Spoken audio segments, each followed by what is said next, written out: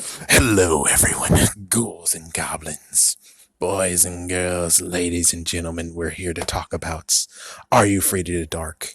Apparently, the limited series run. So, anyways, we're talking about Are You Afraid of the Dark? Episode 1 through 3, or technically episode 1 through 6, depending on how they're going to do it. All right, let me just have a seat. All right, so they cut it to 3 chapters. So, chapter 1, we get to meet the Midnight Society. Of course, we start with Rachel. Basically, I should actually just run through the whole entire thing because you can just see the freaking series premiere review that I already made. But anyways, just in case those who are like, "Ugh, just tell me, I don't want to go to the other video." All right, so first we got Rachel. Rachel actually is moving from another town, which apparently she moved from Idaho to this place. I forgot what state. But oh my goodness. It's like, wow, this whole thing as a whole, I gotta brace myself. So, first things first, we deal with Rachel coming here and she's moving next door to Gavin, which sadly, this whole entire thing screams of, oh, you took Goosebumps tropes, because that's kind of, they took one Goosebumps trope and then they took the movie of Goosebumps and ran with it, being like, yeah, we can do it better. But the good news is that not really. That's the good twist of it all, is that you could say that they kind of took from Goosebumps somewhat, but instead it's kind of the funny part of where they actually figured out how to adapt things and make it so it's like it's not actually copying Goosebumps. The only thing is just that trope of new girl in town. So basically, she actually had a good chat, and my gosh, the mom. Oh my gosh, the freaking mom. Not to mention, Gavin's dad actually is the guy, Brandon Roth, who was aka Superman. He's going to be Superman once again, and he is the Atom for DC's Age of Tomorrow slash Arrow, which that's freaking awesome. It's like, oh, so that's what you've been doing that one time where we didn't see you in the episode. So, anyways, yeah, she goes to school. We get introduced to Adam. Of course, we get introduced to Graham. We get introduced to the cheerleader and Akiko. Sorry, I don't remember the cheerleader's name, but Louise. Eloise or Louise. Anyways, yeah, so we get introduced to all the characters, and then after that, basically things have surfaced after she had, of course, we noticed that in the beginning of the video of the series, she had a nightmare of Mr. Top Hat, and she actually is a good artist, so she actually drew everything that, oh, yeah, I think it's drew because it looks like it's painting, but it's drew. She drew Mr. Top Hat, she drew his associate, and she drew the Carnival of Doom. My goodness, it's just so awesome that I just can't keep myself compelled. But anyways, basically Graham, who's a germaphobe, saw the picture as she threw it in the trash. She saw fruit something in the trash. He picked it up. He took photos of it, and that actually got her nominated to be a part of the Midnight Society. And eventually, she was able to get to the Midnight Society, and then basically now she has to do a test run. She has to have a story that actually shows that she actually knows good scary stories. And note Adam. He's like, note Adam, because oh my gosh, freaking damn Adam. Not to mention Akiko has a bit older brother who is a police officer. So, anyways, basically the wrap up of all of this on the first episode is just the fact of she told the scary story. She actually had a nightmare. She was inspired by the nightmare. She adapted a nightmare into a story. She told that story, and then lo and behold, that story might have actually came true. Holy frick. So the next episode, they actually were like, are you kidding me? What the frick is going on here? And then they're like, oh, we should explore the freaking carnival. Actually, no, it's not only explore the carnival, it's the fact of Adam, the kid that we saw first to actually talk to Rachel, just went missing. And Jefferson, again, is a freaking damn coward. He just ran without freaking Adam. And it's like, that dog better just stay there. It's like, yeah, running without your owner. You should at least got a little fight. You should at least get a little bit dirty. Instead, he's like, just ran back home, and look at him go. Like, what the heck? So in episode 2, they go to check things out. You also have Akiko's friend, well, associate, who actually is the camera woman, camera girl, camera. operator, she actually took lots of videos of Mr. Top Hat, and he didn't show on the videos at all, but you can see Adam. Of course, the clowns actually took her device. They took her device, and then after that, they had to run for it. It's like they had to run for it, and they saw Adam, and he noticed her, and it was like a oh my goodness moment. And there was like some issues in some of the other places where it's like freak show stuff. And of course, well, Kiko's brother actually went to talk to Mr. Top Hat, and Mr. Top Hat did something to him. Oh, damn it. Yeah, and that actually goes to the third act. It's like, oh my goodness. So let's see. They all went home, and everyone forgot everything that happened the last day, yesterday. And also to make it crazy, which is why we saw the father of Gavin, he is now missing. What the heck? Ooh. Yep, so now we get to finally the third act, which the third act basically is just having to track down where the carnival is, which crazy enough, they took Akiko's phone, so they're able to actually track where Akiko's phone is, which is in Idaho. Crazy part of it all is that, of course, like I said, she came from Idaho. They actually planned to be in her old town, the place that she moved from. So basically, we get to the point of where now they're gonna go and save Gavin, and they got Akiko's brother who actually got interested. Of course, she had to rile up everyone who was in the Midnight Society, excluding Gavin, to actually go and save Gavin, and of course save Adam too. But more importantly, save Gavin. It's like, yeah, but they remember Adam's there too, right? They kind of do remember that. So they now actually get Akiko's brother to actually say yes. And thank goodness for the cloud, because the cloud was able to. It's kind of stupid with the clowns. It's like the clowns took it because they were like, yeah, we said no photo photography, man. Because in the rules, it's like if you actually make any videos with our consent, we're going to take your phone. And it's like, but they have cloud. They could easily take the freaking videos from the cloud. And it's like, yeah, you dumb, stupid clowns. So they were able to show the video, and they showed that Adam was there, and he was like, okay, I'm going. And it's kind of funny. Akiko's like, teach me of your ways. So they actually went close to Idaho. They were 50 miles away from it. But Akiko's brother actually had to use the restroom. And this is where it comes to the play of, oh, good Lord, the freaking crap that he did to Akiko's brother. So Akiko's brother is now been taken by Mr. Top Hat, transported to where the carnival is. So thank goodness they have someone who actually has a learner's permit, which is Graham. So Graham is able to drive him there, but he kind of drives slowly. And of course, Akiko went into the restroom, and oh my gosh, what the freak are we seeing here? It's like, oh my goodness. It's like, that was a crazy freaking scene. That was an awesome scene that they did with Akiko's brother and Mr. Top Hat. And Akiko too. So now they have to drive there, and they came there, and then we get the associate who actually is like, hey, guys. I'm not here to do anything to you. I'm here to help you. And it's like, man, I wanted to believe his ass, and I was stupid. So it's like, yeah, so he basically told him that, well, he told him that you have to destroy him with fire. So he didn't lie about that part, but he lied about the part of where the Top Hat was involved.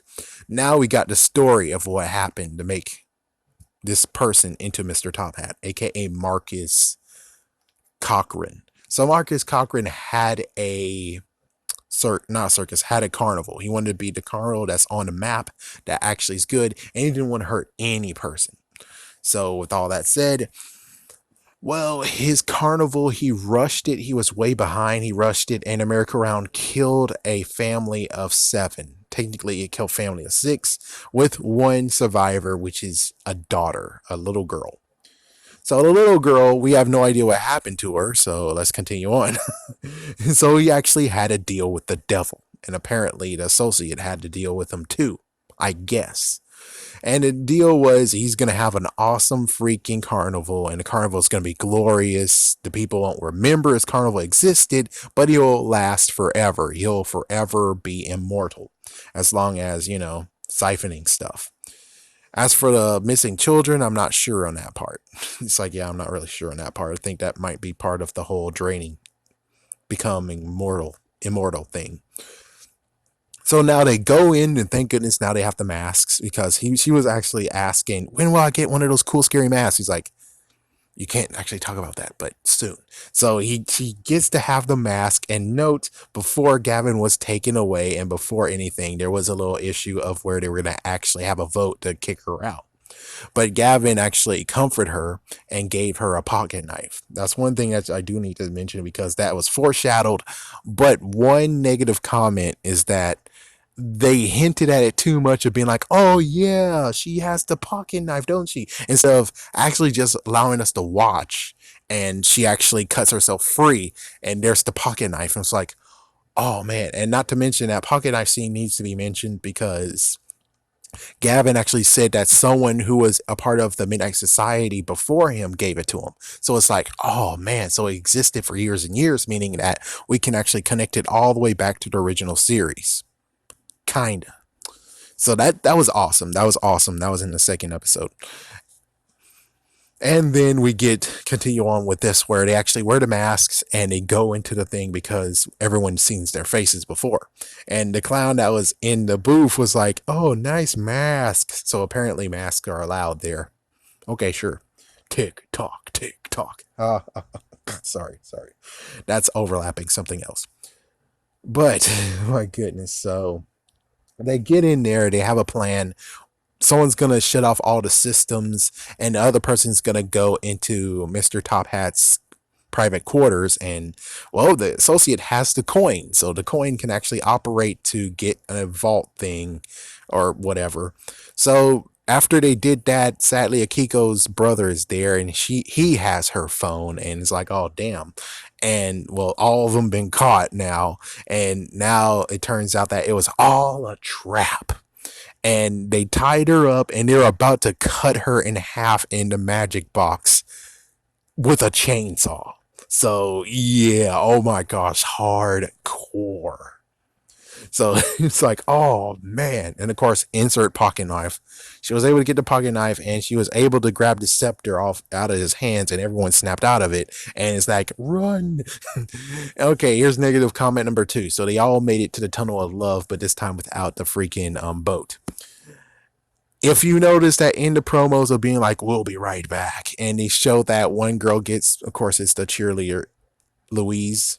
She gets pulled in the water. It turns out they freaking damn ruined it. Good job. You pulled a Sony, Nickelodeon. Where we now instead getting surprised of, oh my gosh, the clowns are in the water. It's like, oh yeah, I remember that from the promo. And it's like, man, you ruined that surprise. Oh my gosh, who freaking said that is awesome to do? I would have preferred it would be like, we'll be right back with the freaking campfire and the Nick logo on it, like on floating on top of the campfire. I would have preferred that instead of that crap. It's like, yes, you shocked me, but you kind of ruined the surprise in the freaking TV show. Good job, Nickelodeon. That was a good choice. So everyone got grabbed one by one, kind of like what happened in Jurassic Park: The Lost World. And then, oh, not to mention there's some fun commentary when it comes to the driving thing. That's why I'm just skipping and just making it summary, because tomorrow, hopefully if I post it, or technically tonight, if I post it correctly, you'll be able to watch the whole entire 3-parter at 7 o'clock p.m. Eastern Time and Pacific, I think. But even so, they grabbed it, they ran. Well, actually, now she's all alone. And then now it's like, if you want your friends, come to where we first met. And it's like, oh, crap. So she has the scepter. She brought it with her. And their friends are right there, except for Adam. Adam is still missing. And Hiko's brother's like right behind him in the freaking tent. But we still didn't see where the hell Adam is. And it's like, what the frick? Did you forget where we have Adam here? So beforehand, let's just talk about this crazy part of where they actually met before. So the dream actually was her self-conscious grabbing out one piece of information that she remembered as a kid. So they met before, and crazy enough that her nightmares and her conscience was trying to tell her something, and the story helped jog her memory to the point of where, by coincidence, bam. So now they go face to face, and he's like, so many years I was afraid of you. And it's like, but I shouldn't be afraid of you because you remember me. And he's like, I have one more ultimatum. It's like, I'll release your friends and everything. You give me back the scepter and you just tell people that I exist. And she's like, no. She's like, no, I'm not going to do that crap because I'm not like you. It's like, I'm not like you. I don't kill people and everything. So she used the scepter to free her friends, and then she used the scepter one more time. The associate actually got struck by lightning or some kind of crap. Oh my gosh, what? And I guess the lightning actually caused a fire, which is kind of like, if it's true about the weakness of fire, Mr. Top Hat, is about time you start kicking dirt into freaking fire, but he didn't do it. So now you have a fire pit right there, and she just froze it in, and it's like, oh no. And Mr. Top Hat smiles though, not because you ruined his misery of not being noticed ever, even though he's immortal, but he doesn't get to be noticed. He's like, well, this is gonna haunt your nightmares. And he actually goes from being what he was when he first started, make the deal, and then he made a deal with the devil. Note, just so you know. So he actually goes from being normal to being old age to being even older age to being even completely older age to turning to dust, which I would have preferred to actually do the awesome practical effect of where he actually turned to a skeleton and then he turns into dust. I would have loved that, but I guess that was, the budget was kind of whatever or something. It's like they couldn't go truly practical. It's like, yeah, give me the freaking Tales of the Crypt Keeper. Actually give me something to be like, oh damn, that put fears in the kids watching this. That put fear in them, which they didn't do it. They basically did kind of a little bit of the Thanos thing. Yep. So turned into dust. After that, you have Akiko's brother along with Adam showing up, and they all were just gonna go home now. And then they went home, and well, the good news is that things have gotten a little bit better. Where it's like, um, Rachel and Gavin is kind of a thing. Louise and Graham is a little bit of a thing. Akiko gets to actually film more than what she can because now she actually has a police officer on her side to actually quarantine places so she can actually do it. So basically, yes, they're filming a werewolf movie. Yeah, we didn't actually get to see what school is and stuff like that. We just got to see what happens a few days later, and then she actually reminds everyone, crazy enough, like in second episode and the third episode, she remind Gavin, and then they have a midnight society. So they actually go and they actually have a group vote, and well, of course she's gonna stay. Of course she is. It's like, come on. So they all stay, and personally, I'm at the point of being like, at least do something with Adam. I mean, holy freaking shit. Adam got screwed over in his whole entire shit because he wasn't a part of the freaking Midnight Society. He didn't want to even stumble in the Carnival of Doom. It was his damn dog. And it's like, in the first episode, he got fricked over. It's like everyone laughs at him and stuff like that, and doesn't seem like he actually truly has friends. So it's like, he deserves to have something out of this because he got freaking screwed over. He got brought all the way from where he lives to Idaho, and you have to tell him everything of what the fuck happened. It's like, really? You're just gonna say he's just gonna go back to normal? No, my gosh, what the frick? So they're about to tell the story, and well, all of a sudden we hear a messed up noise, and it's like, oh crap, they did it again. Oh my gosh. Oh yeah, beforehand, I know, sorry for the spoilers, but hey, it's always better to watch it than actually listen to a person do it. So it's like, just in case, I give you, there's lots of stuff that I'm not mentioning. So that's the good news of where it's like, watch it, please watch it. So they can have another one, even though I'll talk about the messed up crap after this. So basically, Louise and Akiko actually did some research to actually find out why she's so special. And of course, here's the kicker bombshell. Remember the little girl I talked about who's an orphan now? It turns out that she was Rachel's great great grandmother. So that is how that happened. So basically, it's like what I figured, where it's like revenge. Well, it's more like justice, but still, it's like I figured as much, and it sucks that the little girl couldn't do anything about it. She's totally powerless. And crazy enough, well, by some justice in the freaking universe, she later got her justice served.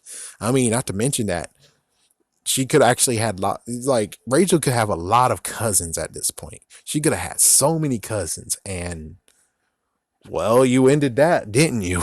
It's like you ended that, Mr. Top Hat, by accident. Well, actually, Marcus Cochran ended that by accident, of course, but still, it's like he shouldn't have rushed and he shouldn't have listened to people being like, but anyways, so the reason why I mentioned Adam is because Jefferson yet again decides to freaking run to something, and that was the weird noise, and he stumbles the Midnight Society.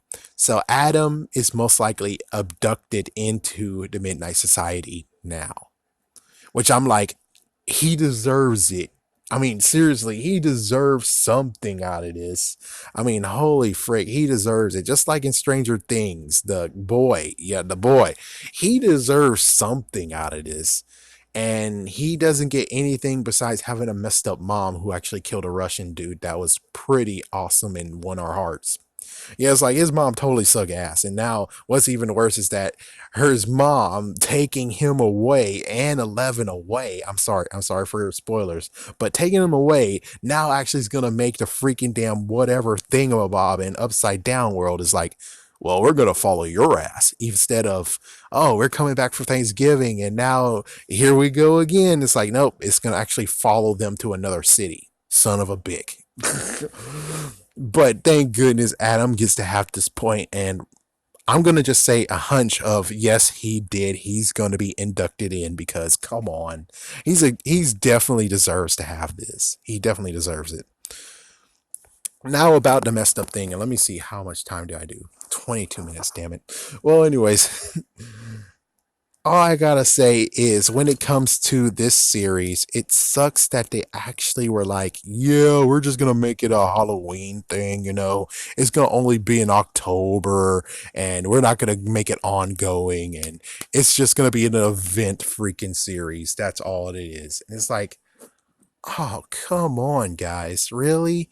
Is this how you're gonna treat freaking Are You Afraid of the Dark? Are we gonna have to actually be like, it's like what I want to do is just have Are You Afraid of the Dark at least be like American Horror Story. Technically, I would have liked the American Horror Story to be just like this, where it's like it's contained in October, but no, it leaks into November. Heck, it leaks even to January now. And it's like, can you guys do that? Hopefully next time you do that where it actually leaks into November too. I mean, please, because there's no one around anymore. There's no one around. Goosebumps is not showing up. Haunting Hour got freaking shot down, and you guys didn't even want to pick up Haunting Hour. Erie, Indiana, no one knows what that is. Around the Twist, no one knows what that is. The Zack Files, no one knows what that is. I can list more and more and more where it's like, no one knows what the hell that is, and there's no scary TV shows for kids at all. There's none. And I'm like, at least this is something, you know? If you start a freaking challenge, the challenge will be met. I'm pretty sure that Sony actually allowed Disney to have Hotel Transylvania. I'm pretty sure Sony could actually easily be like, hey, Scholastic, come on, let's give Disney a bone. Let's give them the Goosebumps series. It's like, yes, I know you want to have it on Netflix, but I'm just saying it's better to start something instead of just being like, oh, it's just temporary and no one's going to actually go toe to toe with you. Which that's the sad part. Watch or don't watch, I think is a great watch. It's definitely good. I wish it was a four-parter. I wish they would have started in October instead of 1 week later. It's like, yeah, that's what they did. It's 1 week later. And it's like, no, you should have started on October 5th. That's what you should have done, starting October 5th, so we can have four. But hey, yeah, the sad part is like, I can't just say, oh, but hey, it's okay. It's like, technically, you could still have moved it up. So we get one, two, three, and then you could actually do all three of them at the same night, which that would have been awesome. for the fourth Saturday or for Friday and Saturday. But okay, fine, screw it. But yeah, it's a definitely watch. You should definitely watch it. I have left out a lot of stuff, so at least some of the things is gonna be a surprise to you. But even so, it's like it's a good one to watch. I'm gonna be watching it. I think I'm gonna be watching. Hold on, let me see. 3, 11, 10.